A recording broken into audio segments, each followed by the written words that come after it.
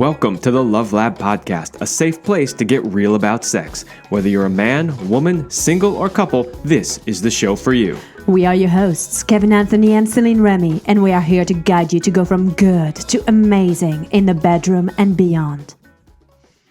All right, welcome back to the Love Lab Podcast. This is episode 174, and it is how to make sex better. Everybody wants to know how to make sex better. There are very few people out there who are like, no, I'm good. It's good enough, and that doesn't mean that not everybody's having good sex, because even people who are having great sex are like, yeah, if I could make it better, tell me how. So we have a list of things to help you have better sex. And it's not an exhaustive list. We don't have enough time in this show to give you every possible thing that you could do.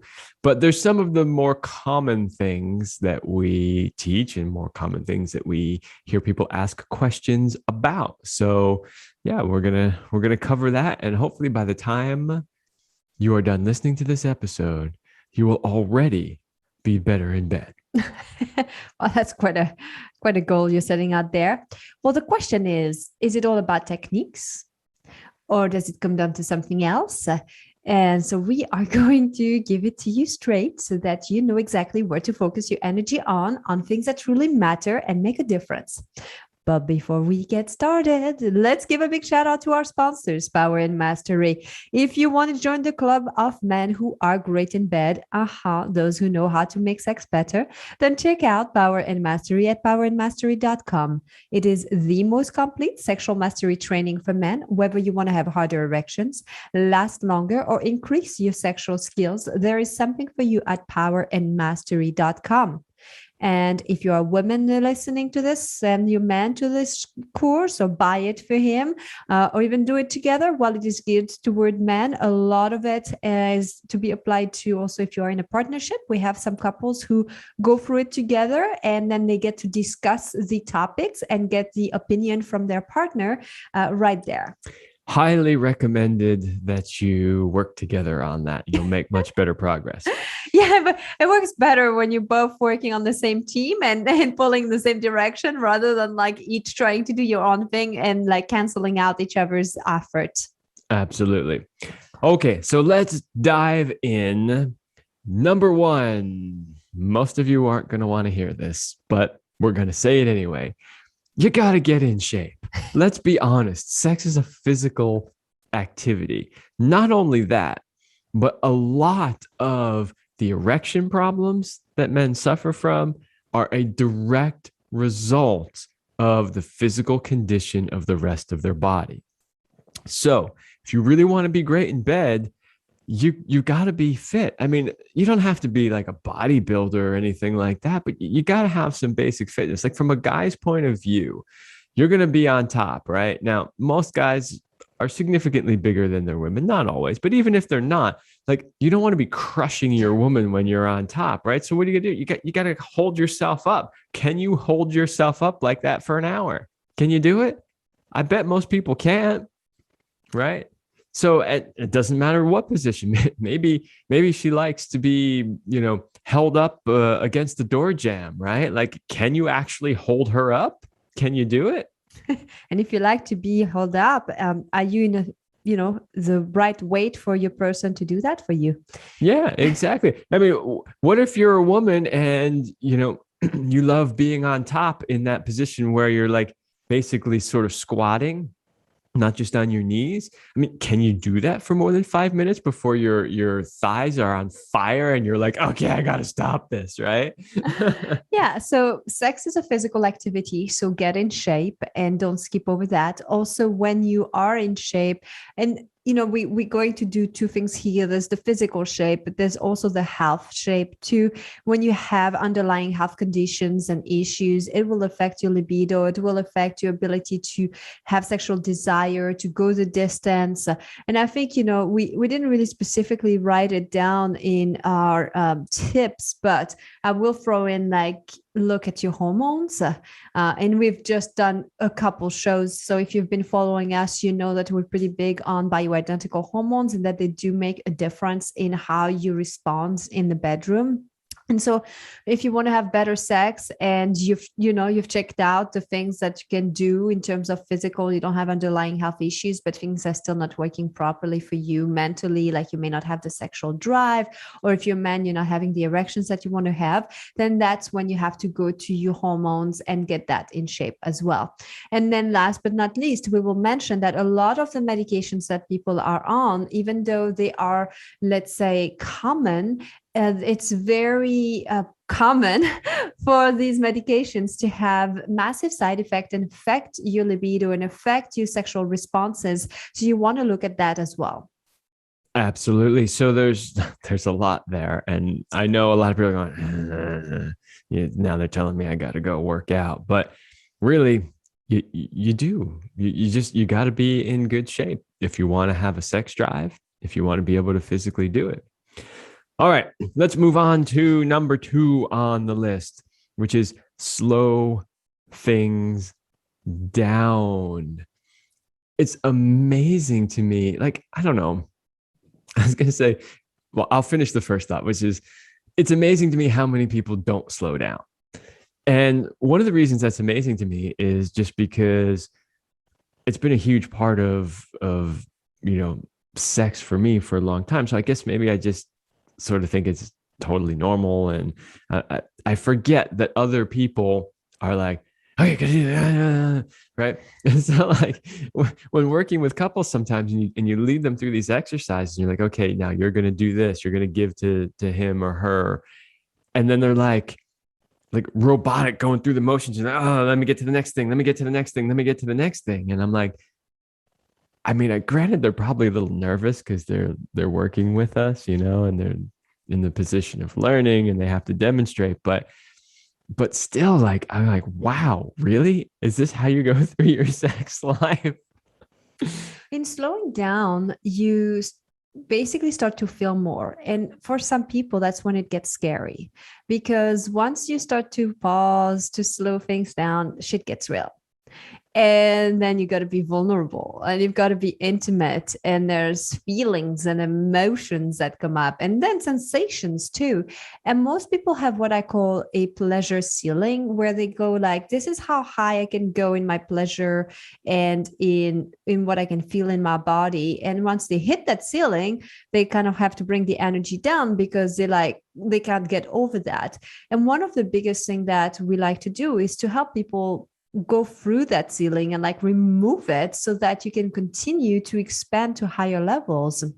Now, what happens is most people are just afraid. They're afraid of what they don't know. They're afraid of losing control of what could happen. And so they hold on. And that's how they're not able to really fully enjoy. And, I'm saying that, and I am just as well guilty of that. Sometimes I get stuck in my head. Sometimes, the other day I was telling Kevin, I was like, I really want to do like a sex session where I get to fully surrender, because it's been a while that I've really let go and screamed in orgasms and just gave myself fully to the experience. I've been more like getting things done, doing this a certain way, or in my head, or something with a purpose. And I was like, it'd be really nice to experience that deep surrender.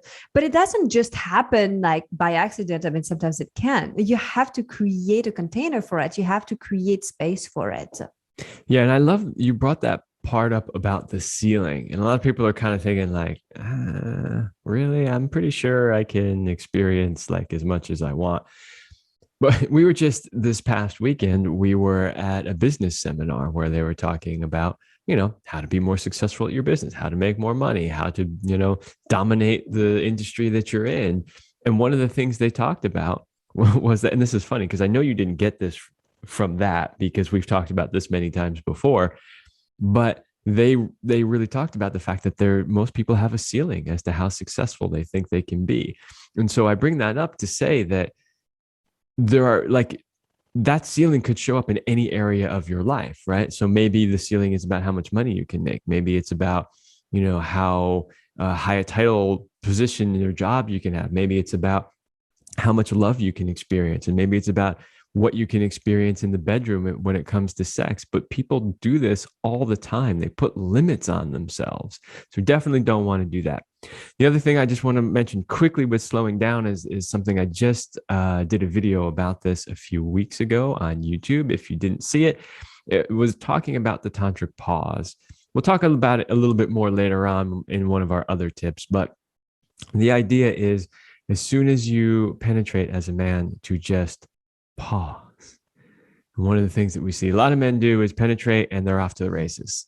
And that often leads to premature ejaculation. So the idea is slow down, slow down, slow down, remove any ceiling to how much pleasure you think you could possibly experience. And give yourself time to explore. All right, number 3, learn how to last as long as you want. And that would more specifically apply to the men, because for most women, we don't really have that issue per se. But I will say that a lot of women go satisfied with one orgasm and go like, that's it, I'm done. And they limit themselves. They absolutely do. Like, well, I have my orgasm. Mm-hmm. Yeah, but how much more could you possibly experience if you allowed that energy to build? So for the men listening, this comes down to understanding how your body works and being able to control your body rather than being controlled by it. Ooh, yeah. Control your body rather than being controlled by it. Ooh, I'm going to add too that you should learn to control your mind rather than being controlled by it.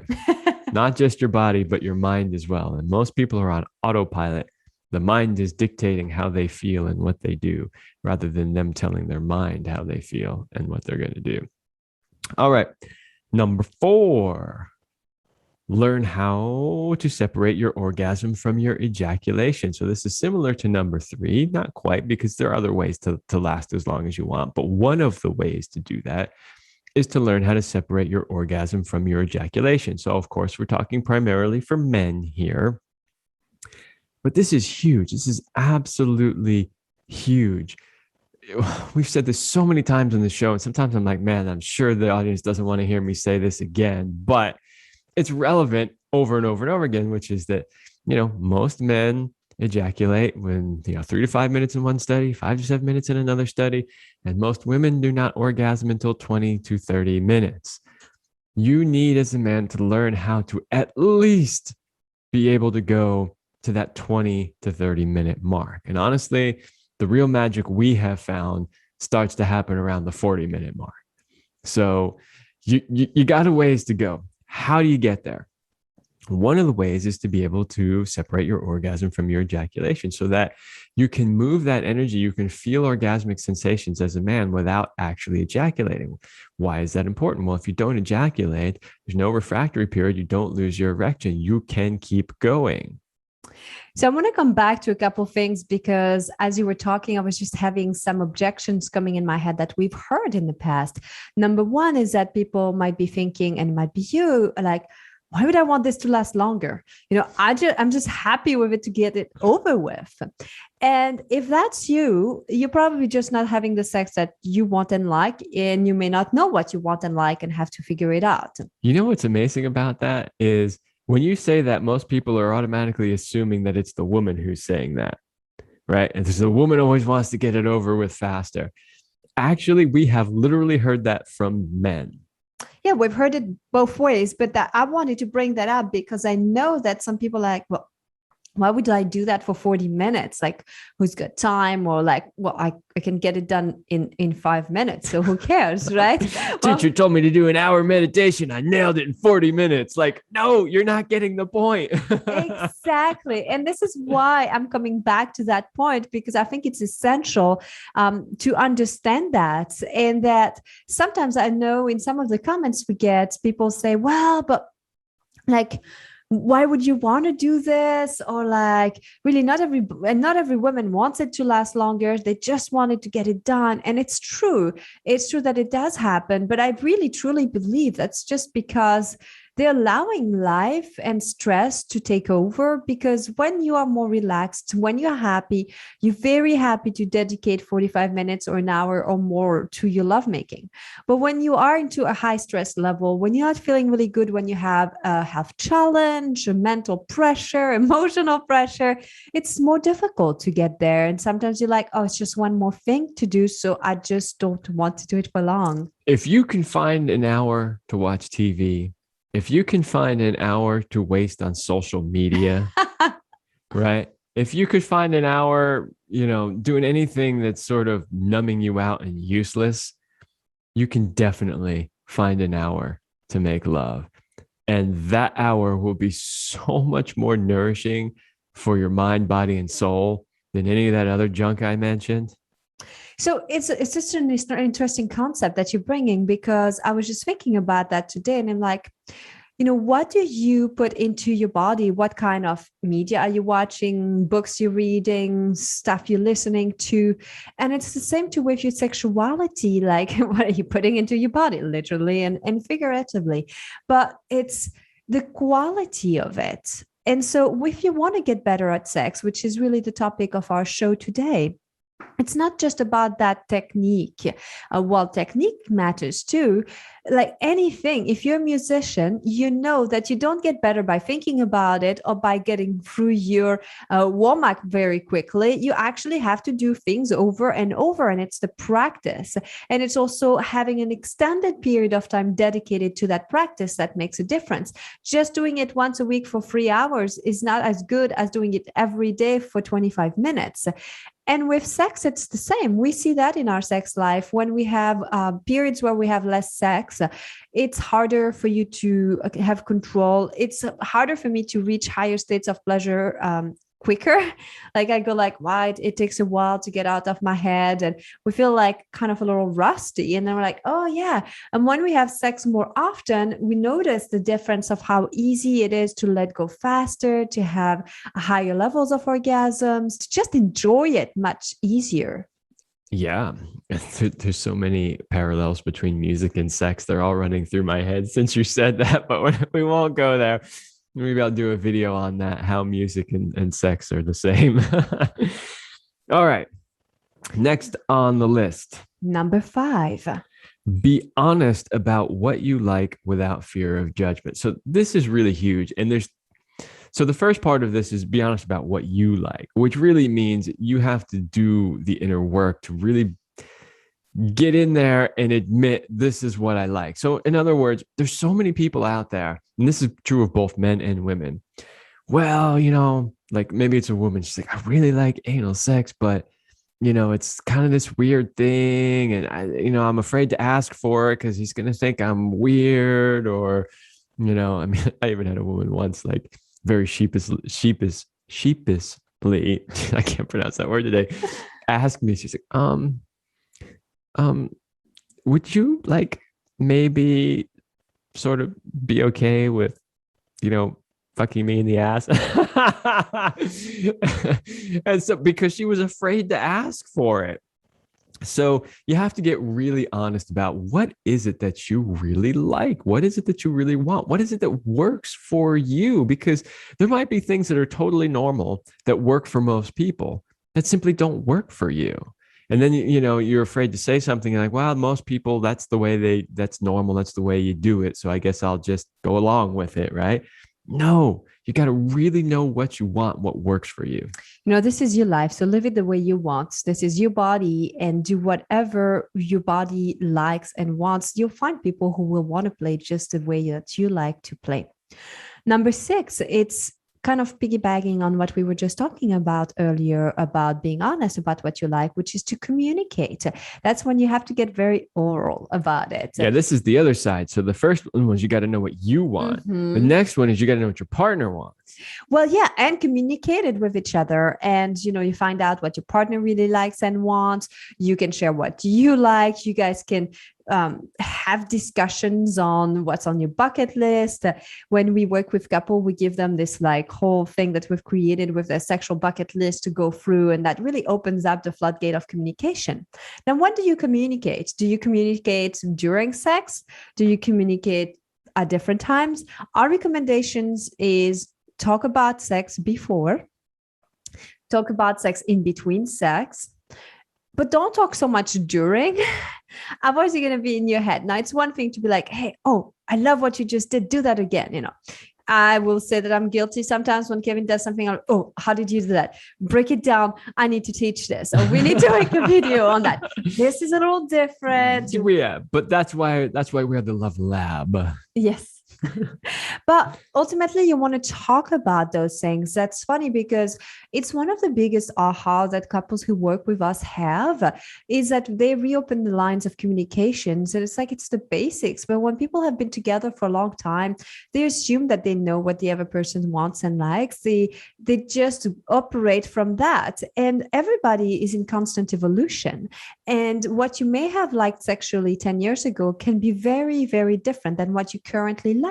So if you've been with your partner for many years, you can't assume that what they liked in the beginning is still what they want and like right now. And then also going through life, you know, we have different things like pregnancy, hormones, andropause, menopause. I mean, all of these things, they change us, health challenges, all of these things create like different challenges sometimes, right?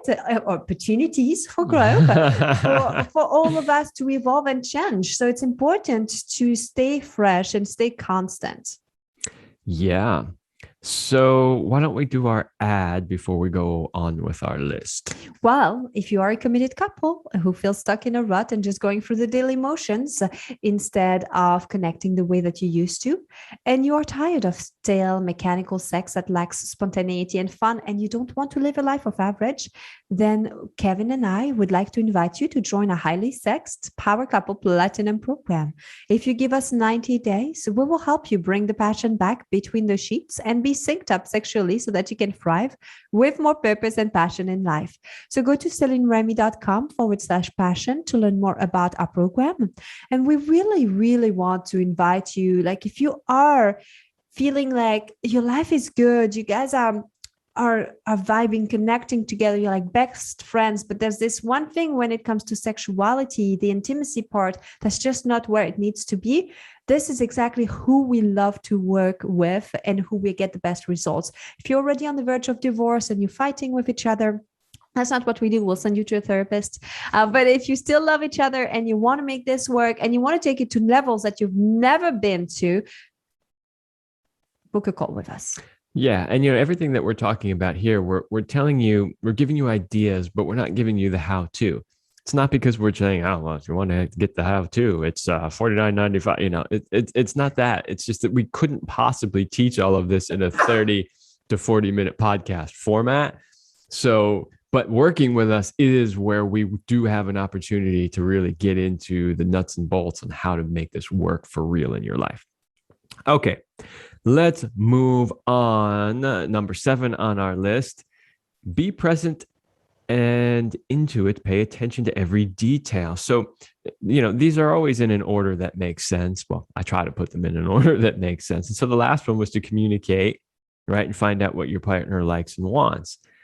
The next one is to be present into it and pay attention. So they're similar in a sense that, you know, number 6 was all about talking beforehand. Okay, here's what I like. Here's what I generally want. But in the process of making love, like when you're actually in it in that moment, you have to be totally present and focusing on what's happening in that moment and paying attention to your partner. And this goes for both men and women. We tend to talk about this a lot, from the man paying attention to the woman, but the woman needs to pay attention to the man as well, especially like if she's on top and she's riding him, she damn well better be paying attention to what's going on, because one wrong move and it's like snap, crackle, pop and show over, right? Well, and not even just that, but like she has per se the power to take him over his edge. Yes. She can decide when and how quickly he comes. And then, you know, paying attention to is like, how is he enjoying it? Like some women sometimes just think, well, he's a guy, like he doesn't really need the connection, the intimacy and all of that. But as men get older, they want that. They crave it just as much. And it's important to include that. They're not just a penis. They have a whole body and they do like it to be included. Absolutely. I am not just a penis. All right. But if you want to just focus on my penis, I'll take it. Yeah, that's kind of the difference, like between us. Women were like, well, yeah, I'm more than just a pussy, but it's like, well, but give my heart some attention and my body and not get to my pussy. And guys are like, I'm not just a penis. I have a heart. But it's like, but if you just give my penis attention, it's fine. Well, especially you're right. As the older we get, the more we crave that connection and that bonding. And actually, we've been saying that for years. Mhm. And we just found out the reason for that recently. Because there's things that you can observe, right? And a lot of what we do is observing how people operate and what works and what doesn't work. And like, here's the formula for what works. But you don't always necessarily understand the mechanism behind it. We actually just found out recently that one of the reasons why men crave more bonding and intimacy as they age, it's because their testosterone levels drop and their progesterone levels drop. So they suddenly become a bit more, and their estrogen levels tend to go up, as a matter of fact. So they tend to start moving more into that touchy-feely, I want bonding connection space. This is real. It absolutely is real. But, anything is learned, so like, I can say that a lot of that for me, because I'm not that old yet, right? I mean, I'm not that young, but I'm not that old yet either. And I'm not at a point where it's like, testosterone levels are plummeting and, I'm not in that space. And yet I still, as I get older, crave more of the intimacy and the connection and the sort of depth that comes with that. And I think a lot of that just comes from really knowing what it is that I want in life and what really makes life worth living, what makes life amazing. And yes, sex is great, but it's here and it's gone. But the intimacy, the depth, the connection, that's basically there all the time. It's there forever. So anyway, little aside. This is nice. Right, let's move to number 8. Notice, men, what that was just doing to her. Yeah, I nearly got teary-eyed and like my heart opened and now my pussy is open. Yeah. Shall we finish this show? All right, time to go. We'll right. See you all. All right, not yet. Number 8, go to the edge and back down. And by the way, Kevin, I added something as you were talking. So our notes are slightly different. So you need to go through mine, just saying, because it's going to throw you off. Right? Yes. Let me see. You go and I will pay attention. So let's talk about going to the edge and back down. And it's not just for the men, because we've done shows on edging. We've talked about that. We teach that in our courses. And a lot of people know that when it comes to men, okay, you go close to your edge and comes back down. But it works just the same for women. What I see happens independently of people's gender is that when they get into a sexually aroused state, they tend to just be focused on that destination and how quickly they get there. And I often talk about it as a genital sneeze, that they just have this like, oh yeah, it felt good. You might have heard me sneeze earlier too. It felt good. Okay, great. So it'll release, but there's nothing much to it. If you take more time, if you go close to your edge and back down, you start to build up more energy, so that you don't have just a genital sneeze. It starts to become something much more encompassing and full body experience. And when you allow yourself to do this too, you will generate more sexual energy. You can also start to use that sexual energy to open up your heart, to provide healing in your body, to create more love with your partner. We've talked about sex magic in another show also. I know there's so many episodes and so many things we've done in the past. Like you can go back and find all of that. But the idea here is to not just go for the first sensation, to back down and surf those waves of pleasure. Exactly. We call it riding the waves or surfing the waves. And the cool thing about these waves, if there are any surfers out there, the more waves you ride, the bigger they get. Ooh. Not always true when you're on a surfboard. So we're going to talk about number 9 and then number 10, because they are go kind of together here. Number 9 is to include the clit, because let's be real, for most women's ability to orgasm, it is clit connected. And even if you can orgasm from vaginal penetration. If you know more about the clitoris, and go back to the episode about the truth about the clitoris, we dove in details into that. The clitoris is not just a button; it has legs. It goes deep inside the vagina. And some people theorize that every orgasm is somewhat related to and connected to the clitoris because of that. And so you want to include the clitoris because it's a button of pleasure and so much more. And without it, it's much harder to have orgasms. So if you want to get better at sex, but add that in. Yeah. And I will say, you said a button of pleasure, and then you said more, alluding to the fact that it's actually way bigger than that little bit that you see sticking out. I believe we did a whole episode on anatomy of that's what I said, the truth about the clitoris. Yeah. So go back and listen to that one if you haven't. Also, if you work with us, whether you work with Céline, you work with the two of us, or you work with me, we include a whole section on that where we teach you all about that. And trust me, it's eye-opening for most people. Number 10, you want to include your sex muscles. And those are really essential, and so essential that we've also done a show on that, on Kegels and pelvic floor muscles. Here's the thing. If you look at what an orgasm is a rhythmical contraction of your muscles. And then there's some hormones that are being released. But if your muscles are weak and you don't have a good muscle tone, the orgasms are going to be weak as well. Yeah. And I want to add into that really quickly. We talked in the beginning about being in shape. If you're a guy who is in shape and you're thinking, I'm already in shape, I got big biceps, look at my pecs, there's no problem, does not in any way mean that your sex muscles are strong, because they're often not, unless you were focusing on it. And then you sometimes have the other problem too, which is they're super tense and contracted all the time. Absolutely. And that's where I was heading, is that for most people, that's where they get stuck in, that's hypertension. And that's what we need to work on. But your sex muscles are essential. It's one of the biggest secrets to have better sex. And see, it doesn't require anything else from the outside. All right, let's move on to what is actually number 11 now. Be willing to experiment, whether it's with sex toys or different types of sex or whatever. But the idea is be willing to experiment. If you really want to have great sex, you've got to try different things. And too many people get stuck in if it's this position, or maybe this one on a crazy day. And they just keep going through the motions, doing the same thing all the time. Well, no wonder they get bored, right? So you got to try new things, experiment with something, do it in a new place. Try going longer than you usually go. Try incorporate sex toys. Try an edible and see how it affects you.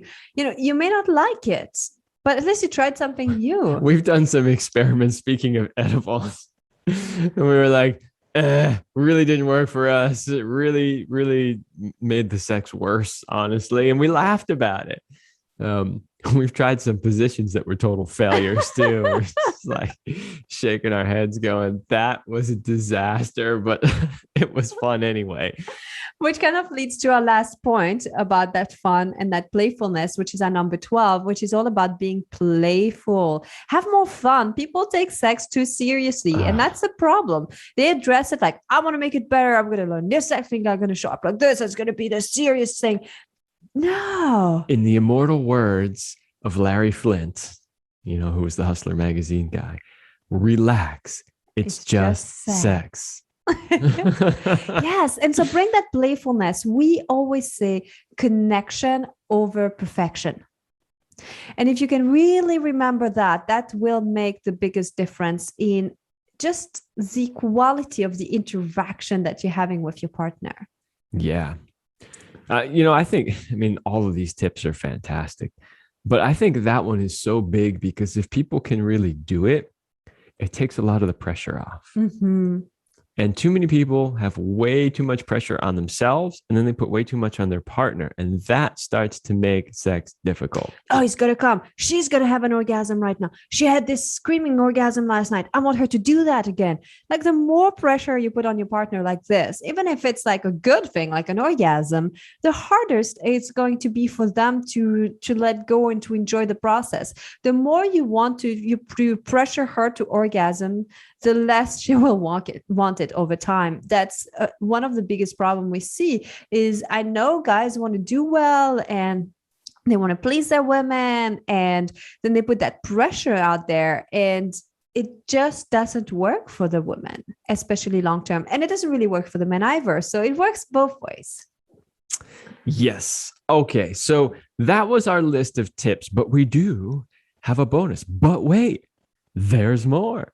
And you've made it all the way to the end. So you're going to get some thrusting tips, bonuses, because, hey, we showed you that to be better at sex, it's not all about the technique. Actually, a lot of it is about your mindset, your physical shape, your emotions, all of these things that need to be in place. But there are a few things that we talked about, like your pelvic floor muscles, your sex muscles that you want to be good at, and things like that. And for men, when it comes to thrusting, there's a few things you can do that will make a difference and take it this whole thing of, screwing into the next level. Yeah, we did a YouTube video on this, and we're always trying to think of what would be things that would be helpful, what are things that a lot of people probably don't know, and we try to put as much helpful information out there as possible. But we don't always know what people are going to like and what they're not going to like. So we actually did a video on this and people loved it. And so we thought it would be really appropriate to incorporate here in the show. So if you haven't seen that video, you're going to get it now. And you can always go back and watch the video as well, because we'll cover a little bit more in depth. So the first tip is the one that we've already talked about, that Kevin talked about earlier with that tantric pause, which is to enter and pause to feel her energy. Don't just slam and jam when you are jam entering. And slam. Yes. Either one, no good. And it might be awkward. Like she sometimes might want to be like, oh, come on, do me. But it is your responsibility to take over and be like, hold on, women, take a deep breath. Let's sink in. And there's a time and a place for everything. So there might be a time when she's just like, do me now. And you're like, I got this. And you do it. But in general, for the most part, that's not really going to work for you, especially if you're really working on how to last longer. Definitely not going to work for you to slam and jam, as Céline said. Number 2, let's talk about the 3 basics of thrusting. Kevin? Speed, depth, and rhythm. That's it. That's all you need to know. Speed, depth, and rhythm. So what do we mean by that? What we mean is vary them. Oh, you mean there's more than one way of thrusting? That's right. You can thrust fast, slow, medium, intermittent. You can change the speed up at different times based on how she's responding. Like a perfect example of that would be to start off really slow. And then as her energy starts building and she starts moving her hips a lot more, you can start picking up the pace. You've got depth. She may not want as deep as you hitting her in the back of the throat, right away. Maybe she's like, some just the tip. Yeah. It doesn't count. And rhythm. What is it that women love about their vibrators? It is a constant rhythm and it doesn't change. Mm-hmm. And so think about that when you are thrusting, because you want to bring some of these elements. And personally, I think a cock is so much better than a vibrator. So even if you may not be able to go the same distance as the vibrator, you have something that a vibrator never has. It's a heart.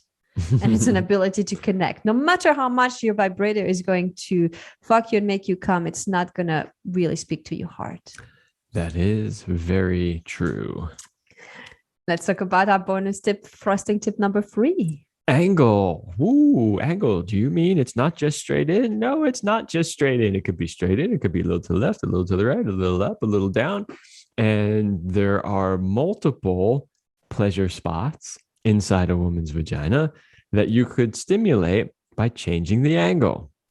And there's also a gyrating motion. It's not just a like hammering. It is called screwing. You want to have like different motions in there too. That is also correct. And last but not least, when it comes to thrusting, there is a time of thrusting and no thrusting. Just going at it like a jackhammer is usually not the way to hit home, really. Well, you might hit home, but you might not. But and the other thing is too, if you've really taken to heart what we've talked about and you're able to go a long time and you're able to ride the waves, this is absolutely essential if you're going to ride the waves. Even if you take her through this huge, screaming, explosive, she just female ejaculated all over you orgasm, she's not going to want that same speed of thrusting that took her there. She's going to be like, whoa, whoa, whoa, whoa, whoa, whoa, whoa. Okay. So back that down a little bit. All right. So you might bring it down to a medium or slow, or maybe a total pause. Mm-hmm. If you were able to achieve that level of ecstatic, orgasmic, energetic bliss between the two of you, I challenge you to both stop moving for a minute and just pay attention to how that feels, how that energy circulating through your body actually feels. Lovely. Well, let's go put these tips into practice, Kevin. Yes. Hurry up. All right. That's all the time we have. All right. Well, I don't know. If I can convince you not to edit the show after we record this, that might happen. But anyway, we hope that this was helpful. Once again, if you need help with any of this stuff, do not hesitate to reach out. As we said, this is not an exhaustive list of things. So if you have any other ideas that you want us to talk about, let us know. Give us comments, send us messages, tell us what kind of stuff do you want to know more about, and we will add it to one of our upcoming shows. All right, everybody, that's all the time we have for this episode, and we will see you next week.